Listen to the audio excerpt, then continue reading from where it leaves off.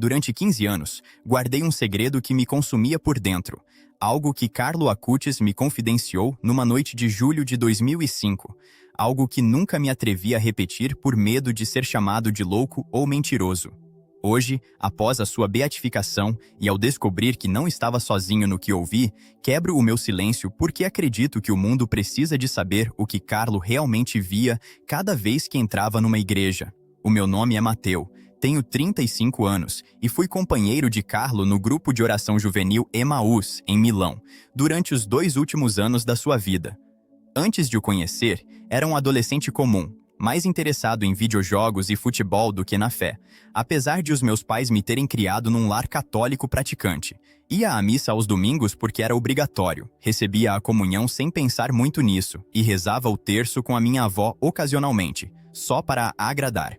A religião era uma tradição familiar para mim, não uma experiência vivida. Eu estudava em uma escola salesiana no centro de Milão. Tirava notas razoáveis, tinha amigos normais, e minhas maiores preocupações eram se a Inter ganharia a próxima partida ou se eu conseguiria o último jogo de PlayStation que tinha acabado de ser lançado.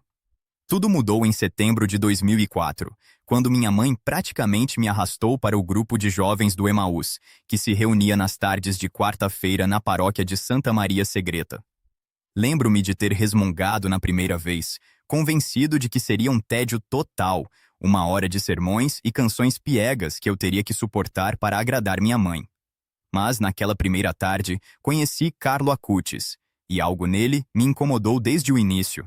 Ele não era como os outros jovens piedosos que eu conhecia, aqueles que pareciam santos de gesso, sempre sérios e repetindo clichês. Carlo tinha 15 anos, 1 ano mais velho que eu, usava jeans e tênis Nike como qualquer um de nós, falava sobre programação de computadores com entusiasmo contagiante e ria com facilidade. Mas havia algo em seus olhos, uma espécie de luz interior que eu não conseguia definir na época, uma paz que parecia ir além de sua idade.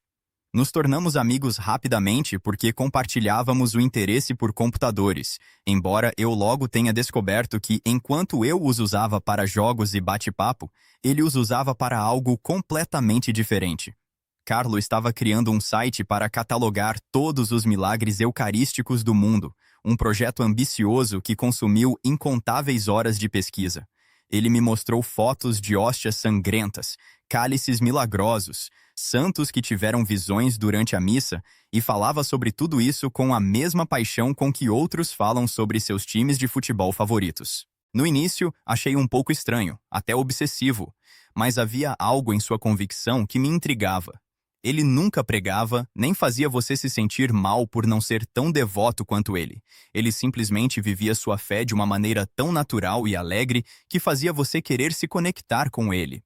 As quartas-feiras em Emaús se tornaram o momento que eu mais esperava a cada semana, não tanto pelas atividades em grupo em si, mas pelas conversas que tinha com Carlo depois, enquanto caminhávamos juntos até o ponto de ônibus. Ele falava comigo sobre a Eucaristia como se fosse a coisa mais importante do universo, como se todo o amor de Deus estivesse contido naquele pedaço de pão. Eu assentia, tentando entender, mas, honestamente, não compreendia totalmente. Para mim, a hóstia permanecia um símbolo, algo que representava Jesus, mas não era Jesus literalmente. Carlo insistia que era real, completamente real, que quando o padre pronunciava as palavras da consagração, um milagre invisível, mas absolutamente concreto, acontecia. Lembro-me de uma vez ter perguntado a ele como ele podia ter tanta certeza, como podia acreditar em algo que não podia ser visto, tocado ou medido. Ele olhou para mim com aquele sorriso dele, meio divertido, meio misterioso, e me disse que havia coisas que podiam ser vistas se tivéssemos olhos para vê-las. Na época, não entendi o que ele queria dizer e não insisti no assunto, pois o ônibus chegou e cada um foi para casa. Mas aquela frase ficou na minha cabeça, ecoando por dias. Em julho de 2005, nosso grupo de jovens organizou um retiro espiritual de 3 dias em um mosteiro beneditino nos arredores de Bérgamo, um lugar antigo e tranquilo cercado por montanhas e pinheiros. Éramos cerca de 20 pessoas, acompanhadas por 2 catequistas e um jovem padre recém-ordenado. A programação incluía palestras, momentos de oração, confissões e longas caminhadas pelas trilhas da montanha. Fui sem muitas expectativas, mais para estar com meus amigos do que por um desejo real de aprofundar minha fé, embora eu deva admitir que o lugar tinha algo especial, uma atmosfera de paz que envolvia você assim que cruzava os portões do mosteiro. Carlo estava particularmente feliz naquele fim de semana, mais radiante do que o normal, se é que isso era possível. Ele participou com entusiasmo de tudo, fez perguntas profundas durante as palestras, ofereceu-se para ajudar na cozinha e passou longos períodos na capela do mosteiro, um pequeno edifício românico escuro com um tabernáculo dourado no centro do altar. Na segunda noite do retiro, depois da missa da noite e do jantar, tivemos algum tempo livre antes do terço comunitário. A maioria dos rapazes estava no pátio jogando futebol ou conversando em grupos, mas decidi dar um passeio sozinho pelos jardins do mosteiro.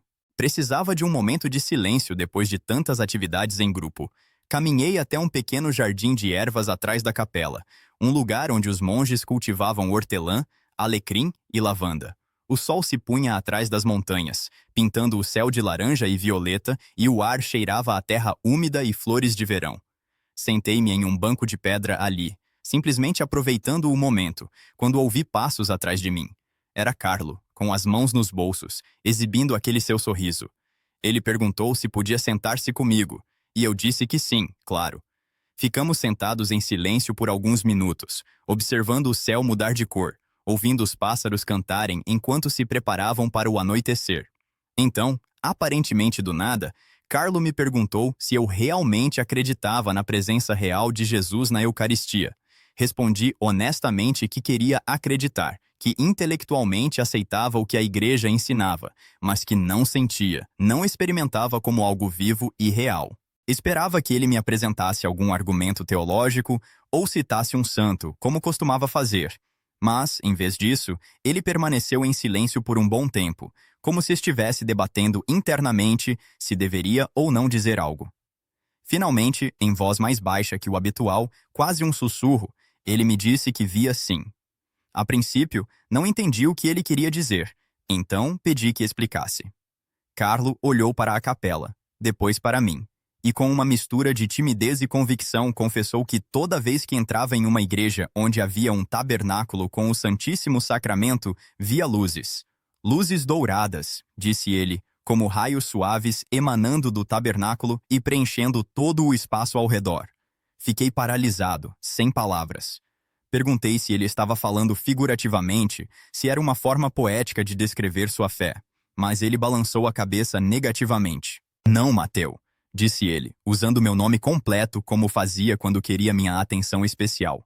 Eu vejo literalmente, com meus próprios olhos, assim como vejo você agora. Ele descreveu as luzes como filamentos dourados que vibravam suavemente, mais intensos ao redor do tabernáculo, mas se estendendo por toda a igreja, tocando as pessoas ali presentes, especialmente durante a missa, no momento da consagração. Ele me contou que a primeira vez que viu tinha 7 ou 8 anos, durante a missa de domingo com sua família, e achou normal, que todos viam. Mas quando perguntou à mãe se ela também via as luzes douradas, ela o olhou confusa e disse que não via nada de especial.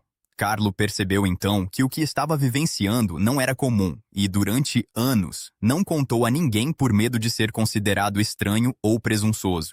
Ele só havia confidenciado essa experiência ao seu diretor espiritual, um padre mais velho que o acompanhava desde a infância, e o padre lhe dissera que era uma graça especial, um dom de Deus para fortalecer sua fé e sua missão de difundir o amor pela Eucaristia.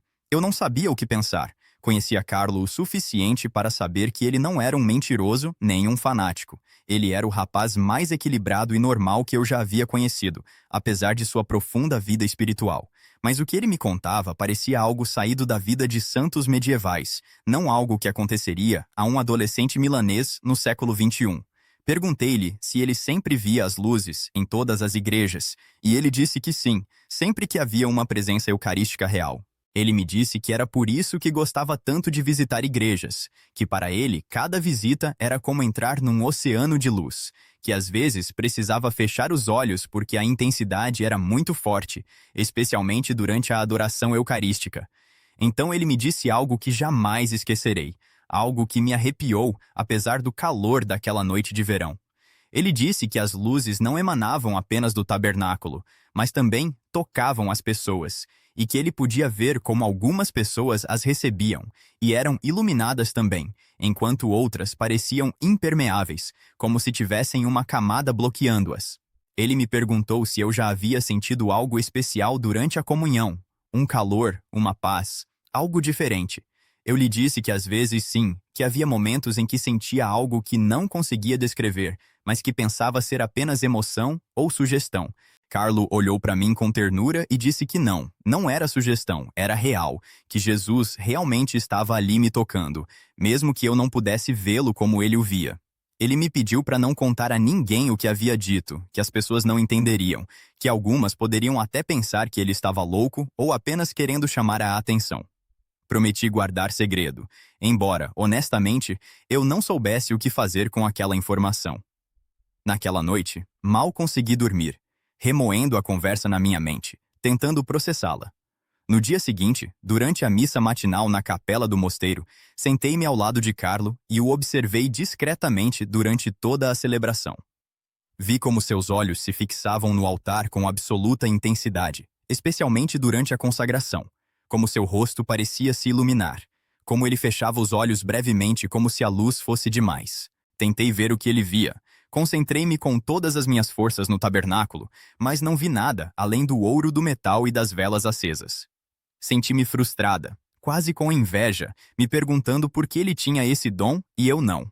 Mas também senti algo mais profundo, uma crescente certeza de que o que Carlo havia me contado era verdade, que ele não estava inventando nada nem exagerando, que ele realmente estava vivenciando algo sobrenatural.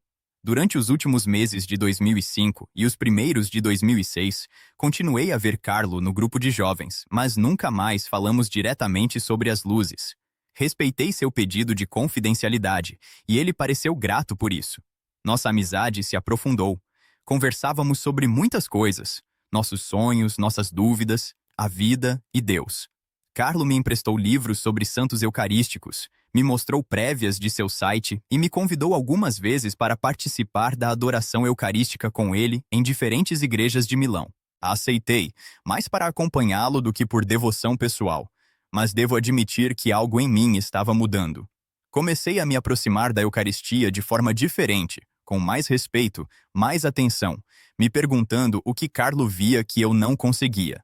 Se esta história lhe parece familiar, convido você a continuar lendo, pois o que vem a seguir é ainda mais impactante. Em outubro de 2006, recebi a notícia que me devastou. Carlo Acutis havia sido levado às pressas para o hospital, diagnosticado com leucemia aguda. Tudo aconteceu tão rápido que não tive tempo de processar. Em poucos dias, meu amigo, aquele menino tão cheio de vida e luz, estava lutando pela vida em um leito de hospital. Só consegui visitá-lo uma vez, alguns dias antes de sua morte. Ele estava pálido, fraco, ligado a aparelhos, mas, inacreditavelmente, ainda sorria. Pegou minha mão com a pouca força que lhe restava e me disse para não ficar triste, que estava em paz, que sabia para onde estava indo. Pediu-me para continuar buscando Jesus na Eucaristia, para não desistir, mesmo que eu não pudesse ver o que ele via, que a fé não dependia de ver, mas de confiar.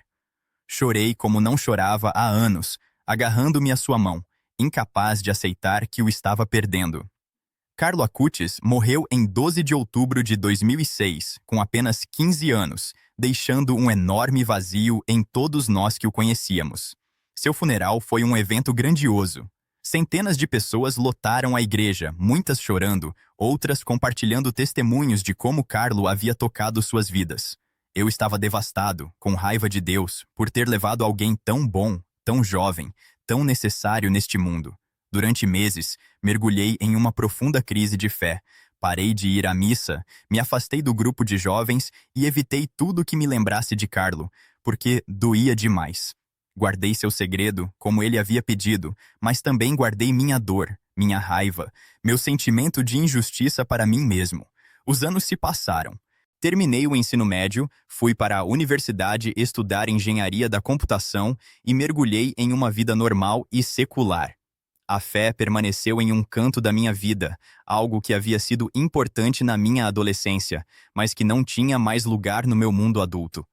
Casei-me, consegui um emprego estável em uma empresa de tecnologia e raramente pensava naquelas quartas-feiras no grupo de Emaús ou nas conversas com Carlo. Mas há coisas que não se pode enterrar completamente, memórias que ressurgem nos momentos mais inesperados. Em 2020, 14 anos após sua morte, Carlo Acutis foi beatificado em Assis. As notícias estavam repletas de reportagens sobre ele, sobre sua vida, sobre os milagres atribuídos à sua intercessão, sobre como ele se tornara o santo dos jovens e da era digital. Vi as imagens da cerimônia online, vi seu rosto nas telas, aquele rosto que eu conhecia tão bem, e algo se quebrou dentro de mim.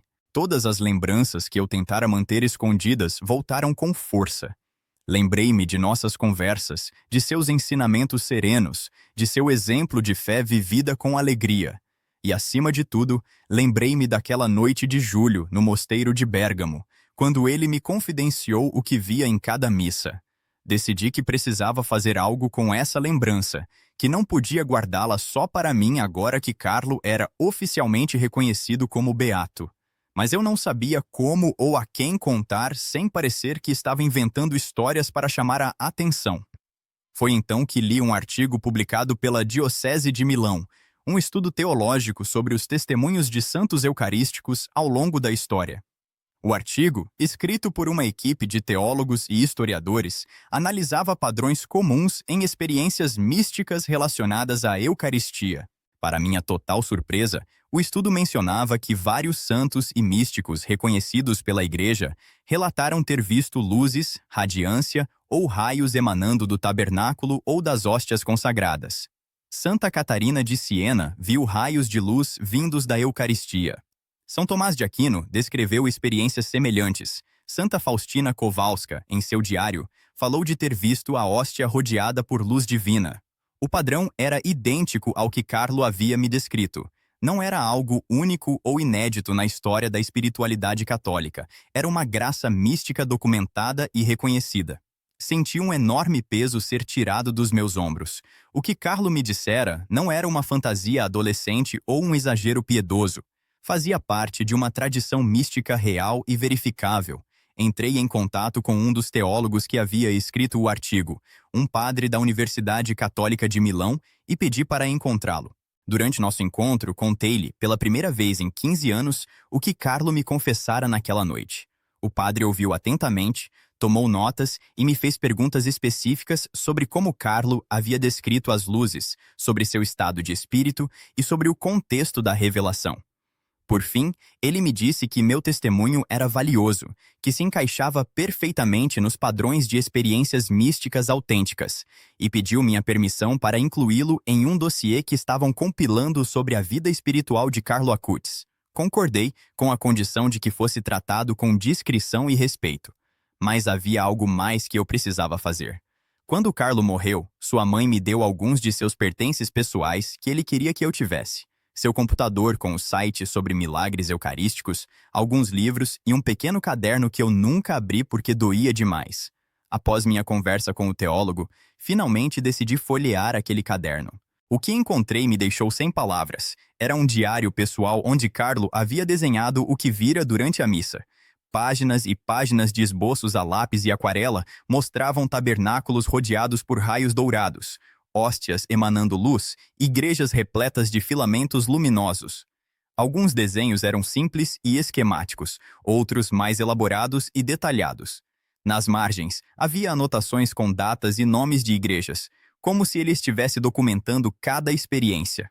Havia um desenho em particular, datado de julho de 2005, com uma anotação marginal que dizia simplesmente Mosteiro de Bérgamo, Retiro de Emaús. O desenho mostrava a pequena capela românica do mosteiro, com raios de luz emanando do tabernáculo e se espalhando por todo o espaço. Era exatamente o que ele havia me descrito naquela noite. Senti como se Carlo estivesse falando comigo do céu, confirmando que o que ele havia me dito era real, que não havia nada a duvidar ou do que me envergonhar. Levei o caderno ao padre e teólogo, que o examinou com espanto e pediu minha permissão para fotografá-lo e estudá-lo. Ele me disse que era um documento inestimável para a compreensão da vida mística de Carlo Acutis, que complementava perfeitamente outros testemunhos que haviam reunido. Hoje, 18 anos após sua morte, posso dizer que Carlo Acutis mudou minha vida de maneiras que eu jamais poderia ter imaginado quando o conheci naquele grupo de jovens. Seu testemunho, sua amizade e, especialmente, aquele segredo que ele me confiou, me conduziram a uma busca espiritual que continua até hoje. Retornei à prática da minha fé, não por obrigação ou tradição, mas por convicção, porque Carlo me ensinou que a Eucaristia é real, que Jesus está verdadeiramente presente ali, mesmo que eu não possa vê-lo com meus olhos físicos como ele o via. Agora vou à missa não buscando ver luzes douradas, mas buscando encontrar uma pessoa viva, o Deus que se faz pequeno e acessível em um pedaço de pão para que possamos tocá-lo e recebê-lo. E embora eu não veja o que Carlo viu, às vezes, em momentos de profundo silêncio após receber a comunhão, sinto algo que não consigo explicar direito. Uma presença, um calor, uma paz que não vem de mim. E acho que isso basta. Acredito que Carlo me ensinou que não precisamos de visões extraordinárias para ter fé, que a verdadeira fé é crer sem ver. Mas ele também me ensinou que o invisível não é menos real que o visível, que existem dimensões da realidade que escapam aos nossos sentidos, mas são absolutamente concretas e verdadeiras. O segredo que guardei por 15 anos não é mais um fardo, mas uma dádiva, um tesouro que agora posso compartilhar para que outros possam conhecer um pouco mais sobre a profundidade espiritual de Carlo Acutis, o beato dos jovens, o santo da Eucaristia, meu amigo que viu o que não podemos ver, mas que nos convida a crer mesmo assim. Se você deseja continuar aprendendo sobre testemunhos como este sobre Carlo Acutis e outros santos próximos a nós, há muitas outras histórias esperando por você neste canal, histórias que podem tocar seu coração e aproximá-lo um pouco mais do mistério de Deus que se faz presente no cotidiano.